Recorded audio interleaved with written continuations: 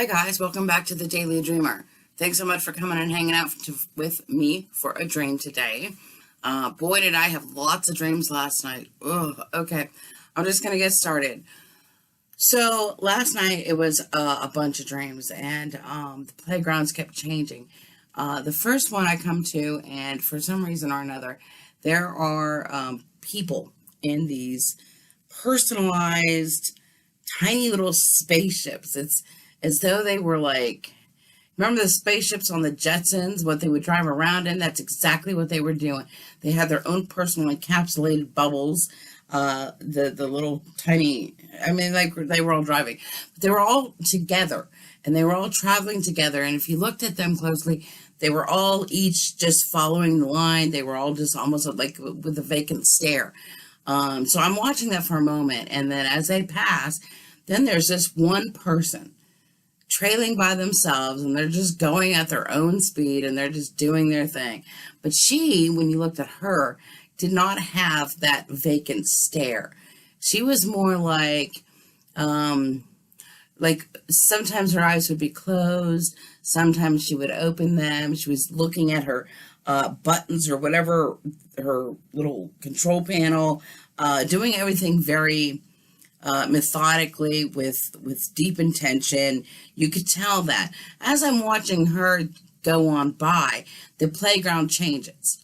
Now I'm looking at two cars, and they're about maybe 6 feet apart from each other, and I see this huge semi pull up in front of these cars, and he parks, and he gets out, and he goes around. And I'm looking at him, so I thought, well, what's he doing?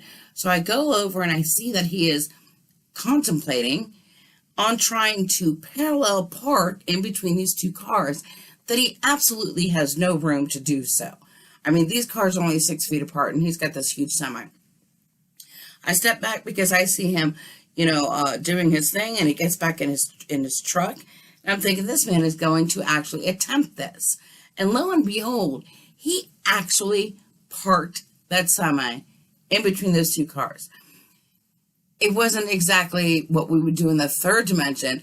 How he managed to do it was, for some reason, his front half was in between the cars, and somehow he had lifted the back half to not be on that last car. It was really weird, but he succeeded. Okay, so then I'm just in amazement, obviously. Playground changes. Now, for some reason, I'm following this funeral procession. The hearse is in front of me. I'm in this car. We go to wherever we need to go. And then they have her casket then on display. I don't know who's in the casket. So I watch as people go up and they do their mourning and whatever. And then I thought, well, let me go up and see who's in the casket. I get up to the casket and there's no one in the casket. I'm thinking, well, what's everyone mourning over?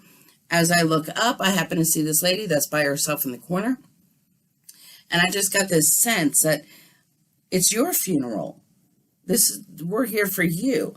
So I go over to her, that no one seems to notice. I go over to her and I say, do you know that we're at your funeral? And she says, yes. And I said, okay, well then why aren't you in your casket? And her response to me was, well, I went within. I'm waiting for others to see. And then I was whisked back to consciousness. What a crazy dream, right? What do you think it means? Well, let's go find out, shall we? All right, guys, so what do you suppose that dream meant? It's kind of crazy, isn't it? I don't know about you, but I know that anytime that we get around the new moons, the full moons, the super moons, I get dreams like crazy. And they just come in. And it's nonstop. So it's learning how to actually get through all those dreams and navigate which ones actually matter, especially when you're up like 10 times a night writing down dreams, But right now we have a new moon coming up, and it's a super moon at that. Basically, when they call it super moons, it just basically means that the moon is closer to Earth than it normally would be. This particular one, though, happens to be entering into Virgo. And that's basically telling you that there is going to be a need coming through for you to do a deep analysis of what is going on in your life. All of your experiences, all of your situations. And this is the time they want you to take those 5 minutes, sit, dwell on your health, dwell on your jobs and your careers, and whatever issues need to be taken a look at in depth. Okay, this is an excellent time right now to concentrate on these aspects. Are they still serving you? Or are you just literally going through the motions to get through the day? Are you still advancing towards something that you desire? Or are you just literally not thinking because, well, you've given up finding anything for your self-purpose? You know, take a moment for yourself. Consider what needs adjusting and completely changed right now for your optimum functioning to happen here, folks. Okay? There is a purposeful pause button that has been pushed right now by the Absolute.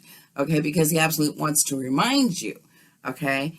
Take time to be still. All right? That's a very profound message here.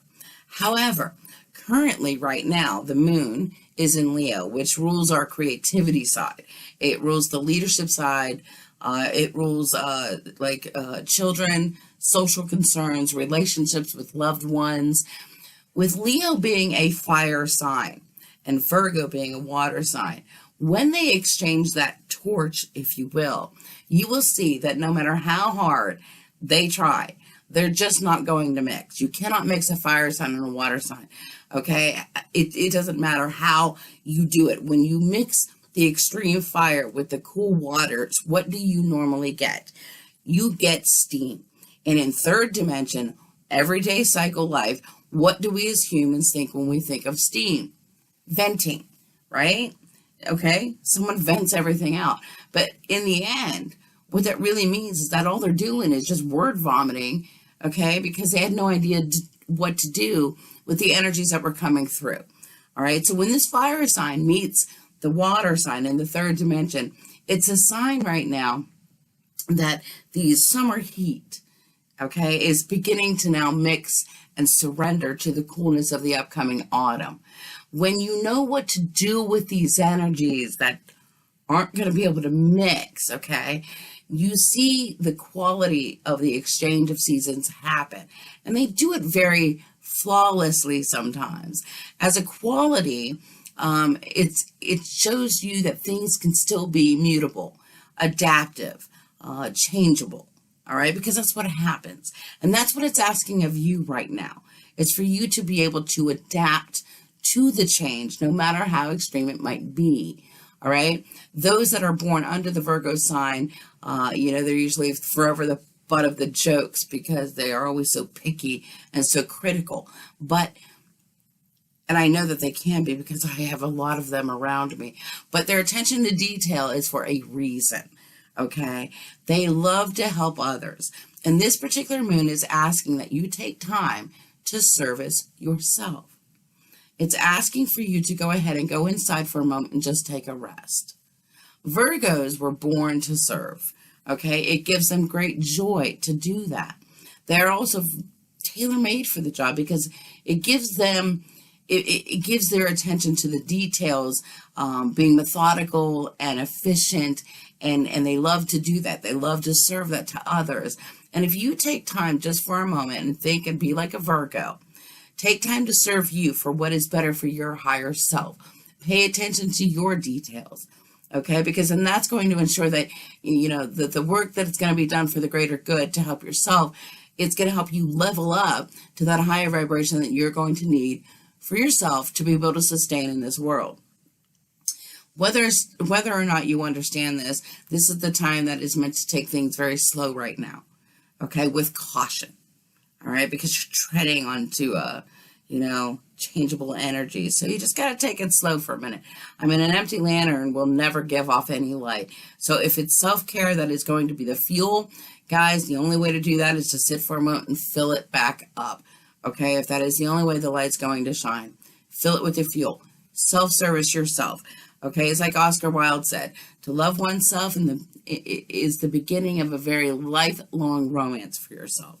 Take time, sit and dwell up, fill up on the love for yourself, analyze what's going on in your life, make sure you're still serving yourself in a positive manner. Till next time, folks, thanks so much for joining me for the Daily Dreamer. Many blessings to you.